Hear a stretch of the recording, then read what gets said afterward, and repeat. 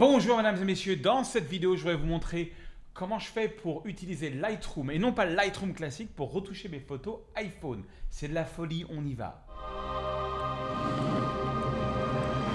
Avant de commencer, ce qui est très important, c'est que si vous avez Lightroom, si vous avez l'abonnement de Lightroom, vous avez donc la version sur votre téléphone portable, Android ou iPhone. Bon, j'ai un iPhone, iPad, n'importe quel device qui se balade, qui se transporte. Et ça va automatiquement envoyer les photos dans votre Lightroom sur votre ordinateur. Donc c'est quand même pratique parce que j'aime pas du tout retoucher avec l'iPhone. Par contre, ce qui est important, c'est que quand vous prenez la photo avec l'iPhone, que vous ayez la meilleure qualité possible. Donc comment faire? Allons-y, je prends un iPhone, voilà, je suis devant mon écran. Et la première chose à faire, c'est que vous voyez en haut, il y a marqué DNG. DNG, ça veut dire que vous allez prendre une photo en RAW. Et ça, mesdames et messieurs, c'est très important de prendre une photo en RAW. Vous voyez, si je clique là-dessus, j'ai le choix entre JPEG, surtout pas, et DNG. DNG va vous permettre de pouvoir changer la balance des blancs après coup. Vous allez récupérer beaucoup plus d'informations dans les parties les plus claires de l'image, dans les parties les plus sombres. Bref, si vous voulez faire du beau boulot, vous devez être en DNG, sinon vous sortez tout de suite. Alors, ensuite, vous prenez le mode professionnel. Vous avez automatique, ne surtout pas faire. Vous avez le mode HDR que j'utilise de moins en moins parce que je sais pas, je préfère le résultat professionnel. Je trouve que ça donne des images encore plus clean. Et de toute façon, la dynamique des iPhones est assez impressionnante. Donc, ensuite, une fois qu'on est dans le Pro, vous ne mettez surtout pas sur ISO Auto, vous mettez sur ISO 40. 40, c'est nativement l'ISO le plus, sur un iPhone 12 en l'occurrence, c'est vraiment l'ISO le plus clean qu'on va voir. Le gros problème des téléphones portables, c'est que les capteurs sont tellement petits qui fait que dès qu'on booste un petit peu l'ISO, ça devient très vite assez dégueulasse. Ensuite, on peut changer la balance des blancs, je peux mettre en lumière de jour, je peux mettre en automatique, c'est de la folie, je peux faire ce que je veux, c'est du délire. Ensuite, je peux aller sur la vitesse d'obturation et là, mesdames et messieurs, devant vos yeux ébahis, je change la vitesse d'obturation jusqu'à obtenir une exposition qui me plaît. J'expose toujours pour être haute lumière, donc si je suis à l'extérieur, je veux vraiment exposer pour tout ce qui est clair, m'assurer que ce ne soit pas cramé. Ensuite, pour mettre sur le retardateur, vous appuyez sur ce petit symbole-là et vous mettez sur 2 secondes. Voilà, c'est parti, on est bon. J'appuie sur la photo 1, 2, boum. Ça prend la photo 40 ISO, c'est ce qu'on veut. Ok. Ensuite, je suis dans mon Lightroom automatiquement. Toutes les photos vont arriver ici dans votre Lightroom. Donc par date, j'ai toutes les photos. J'en ai sélectionné quelques-unes qui sont assez sympathiques. J'ai même créé un petit album et vous pouvez créer un album ici en cliquant créer un album et j'ai pris des différentes dates, j'ai glissé dans mon album les photos que je voudrais vous montrer aujourd'hui. On va commencer par une photo de la Tour Eiffel. Alors si vous appuyez sur le bouton I, vous voyez comment, donc on voit que ça a été pris avec un iPhone 12 à 40 ISO, mesdames et messieurs, en pleine nuit à 40 ISO. Je sais, c'est de la folie. Donc la photo est un petit peu sombre, mais du coup elle est assez de bonne qualité parce que c'est du 40 ISO. Et ouais, ça rigole pas. Et on était pourtant à une vitesse d'obturation de 1/80e. Mais la lumière, il y a quand même, la Tour Eiffel est pas mal allumée. Donc après la retouche est assez simple, c'est un petit peu comme dans Lightroom classique. On peut ouvrir les zones d'ombre. Alors sur tout ce qui est photo téléphone, je ne fais pas 100%, je fais généralement dans les 50-60, j'ouvre les zones d'ombre à 50-60, je baisse les hautes lumières, j'appuie toujours sur la touche option sur Mac ou Alt sous Windows et je fais mon petit point noir. Alors le point noir, ce sont des pixels, tout ce que vous voyez là en vert, noir, jaune, tout ça, c'est des pixels qui sont 100% noirs et on veut du 100% noir. Oui, mesdames et messieurs, on veut du 100% noir. Ensuite, je fais l'inverse avec le blanc, je vais à droite, voilà. Alors quand c'est des photos de nuit, je suis un peu plus raisonnable, c'est pas très grave de cramer, ce que vous voyez là en blanc, c'est tout cramé. Comme c'est juste le petit carrousel ici, ça va. Ensuite, je vais booster un petit peu l'exposition, rajouter un peu de contraste. C'est une photo quand même prise avec un téléphone à la base. Et c'est quand même tout à fait correct comme qualité. Je peux vraiment imprimer ça. Alors, la balance des blancs, vous voyez, je peux la changer après coup parce que j'ai fait au format DNG. Donc ça, c'est l'avantage. Je peux aller beaucoup plus chaud dans ombre, par exemple. Ouais, je peux aller dans temps nuageux. Ah, temps nuageux, j'aime bien parce que c'est un temps nuageux. Ensuite, on va rajouter un petit peu de magenta parce que pourquoi pas. Le magenta, c'est la vie. Voilà. Et ensuite, la clarté, je vais mettre une petite clarté négative. Tiens, j'ai pas envie de mettre une clarté positive. C'est un peu too much pour que ça reste un petit peu naturel. Texture, je vais rajouter un tout petit peu. Et voilà, une petite retouche sympathique. On retourne un an en arrière dans Death Valley, la vallée de la mort, l'endroit le plus chaud des États-Unis. où il fait très très chaud. J'y étais en hiver. Et voilà, c'était un super coucher de soleil et j'ai complètement raté la photo avec mon iPhone. Mais, c'était du DNG.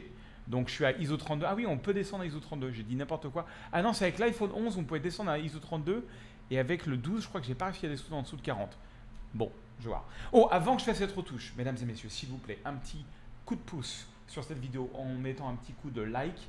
Ça m'aide énormément parce que ça permet à d'autres personnes de découvrir la vidéo. Aussi, j'essaie de faire 2 vidéos par semaine. Vous m'avez bien entendu, 2 vidéos par semaine.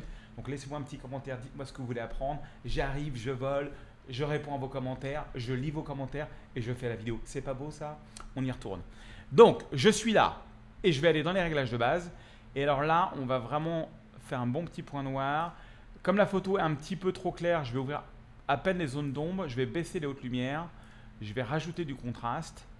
Mais on récupère quand même pas mal d'informations. Et vous allez voir que on peut... Alors là, je vais booster un petit peu la vibrance et la saturation. Parce qu'il faut y aller. Et je veux récupérer surtout le ciel. Le ciel était magnifique. Je ne sais pas ce que j'ai fait. J'ai surexposé la photo. Vraiment amateur. Donc je prends un filtre gradué. Je baisse l'exposition. C'est quand même génial de pouvoir faire ça avec des photos de prix avec un iPhone. Voilà. Hop, un petit filtre gradué. On rajoute un petit peu de bleu dans le ciel. Pourquoi pas. Voilà. Un petit peu de magenta. Allez hop. Ni vu ni connu, je t'embrouille. Et ensuite, je vais aller dans le cercle. Et je vais faire un beau petit cercle là où il y avait le coucher de soleil.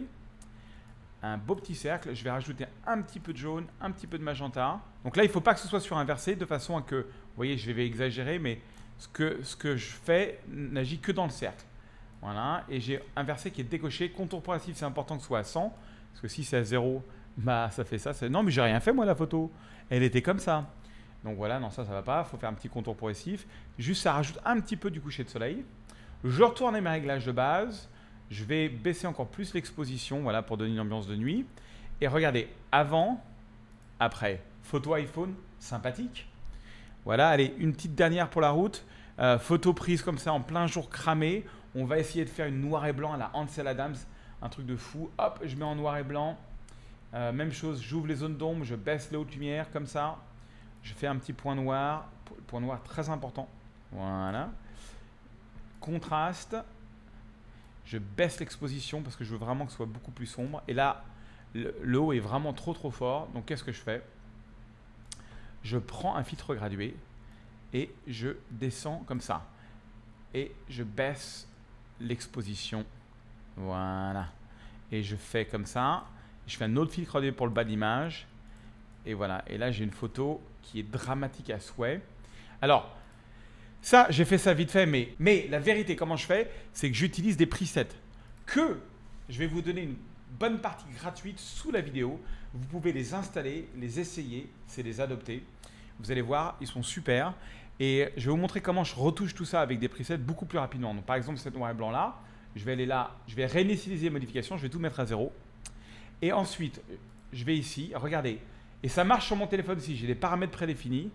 Je vais aller dans mes noirs et blancs. Voilà, dans mes noirs et blancs. Et je retouche la photo comme ça en un seul clic. Voilà. Alors bien sûr, il faut quand même faire, je peux assombrir, etc. Mais c'est quand même sympa. Je peux même partir sur un autre délire. On va partir sur une photo couleur. Comme ça, voilà, par exemple, de jour. Même chose pour cette photo-là. J'appuie sur Shift R pour initialiser la photo. Hop, je vais prendre ce preset-là. Je rajoute un peu de contraste, je baisse. Et voilà, en 3 clics, la photo est retouchée. Donc, si ce genre de choses vous intéresse, vous avez des presets gratuits sous la vidéo. Allez, une petite dernière pour la route. Ce coup-ci, je vais la retoucher manuellement. On va ouvrir les zones d'ombre. Photo prise en Islande il y a 2 ans. Voilà. Ah oui, non, je ne suis pas sur le... Hop. Alors, une petite dernière pour la route. Photo prise en Islande il y a 2 ans. Hop, j'ouvre les zones d'ombre. Je baisse les hautes lumières. Point noir. C'est quand même génial de pouvoir faire ça avec un iPhone. Je vais baisser l'exposition. Voilà. Je vais faire un petit fil gradué comme ça pour le haut de l'image, pour faire ressortir un petit peu le ciel. Ah, j'adore l'Islande. Si vous avez l'occasion d'aller en Islande, c'est le paradis du photographe. Je crois de toute ma vie, je n'ai jamais été à un endroit où j'ai pris autant de si belles photos dans le même endroit, enfin dans un même lieu en si peu de temps, quoi. Ça a été vraiment une révélation pour moi. Hop, la balance des blancs, ou même plus bleu pour que ce soit bien froid. Et voilà, petite photo retouchée. Je vous montre le avant, après. Donc voilà ce que je vous conseille. Surtout, prenez bien au format RAW dans Lightroom. Pouf, automatiquement, ça met dans votre Lightroom. Vous pouvez même mettre mes presets dans Lightroom, automatiquement ça va la mettre sur votre téléphone. Et soit vous faites les mêmes étapes que j'ai fait sur le téléphone, parce que il faut savoir que le Lightroom tel qu'il est sur le bureau est exactement le même sur un iPad, exactement le même sur un iPhone, sur un Android, c'est tout pareil, les réglages sont exactement pareils. Ils sont peut-être agencés un peu différemment, mais les noms sont exactement pareils. Moi je préfère le faire sur le bureau parce que c'est quand même beaucoup plus pratique. Voilà, je vous dis à très bientôt, prenez mes presets gratuits, vous allez adorer, c'est de la folie furieuse et je vous dis au revoir.